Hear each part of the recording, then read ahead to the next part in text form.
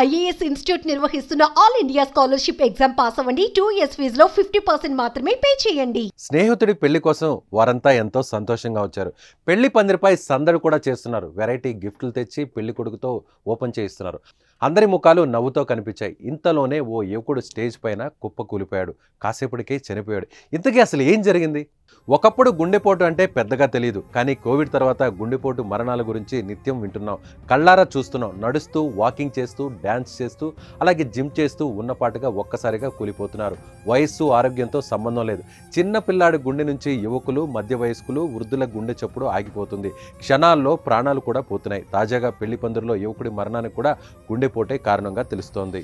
కర్నూలు జిల్లా కృష్ణగిరి మండలం పెనుమడ గ్రామం వివాహ వేడుకలో జరిగింది ఈ విషాదం. ఒక్కసారి మీరు స్క్రీన్ పై కనిపిస్తున్న ఈ దృశ్యాలను చూడొచ్చు. గిఫ్ట్గా ఇస్తున్న సమయంలో డోన్కు చెందిన వంశీకృష్ణ గుండెపోటు గురై పడిపోతున్న విజువల్స్ మనకి క్లియర్గా కనిపిస్తున్నాయి. స్టేజ్ ఎక్కిన కాసేపటి వరకు బాగానే ఉన్నాడు. అతడి ముఖంలో నవ్వును కూడా మీరు చూడొచ్చు. చనిపోయే ముందు వరకు ఎంతో ఆనందంగా ఉన్నాడు, కానీ ఒక్కసారిగా కొంచెం అస్వస్థతకు గురవుతున్నట్లు కనిపించాడు. స్నేహితులకు చెయ్యి అందించి సాయం కోరి అంతలోనే కుప్పకూలిపోయాడు.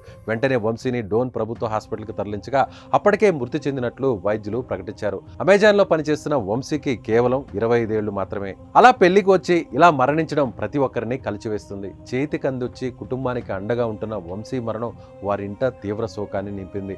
అప్పటి వరకు ఎంతో సంతోషంగా ఉన్న స్నేహితుడు కళ్ల ముందే చనిపోవడంతో తోటి స్నేహితులు తట్టుకోలేకపోతున్నారు. ఎప్పుడు వస్తుందో, ఎలా వస్తుందో, ఎవరికి వస్తుందో అసలు ఊహలకు కూడా అందడం లేదు.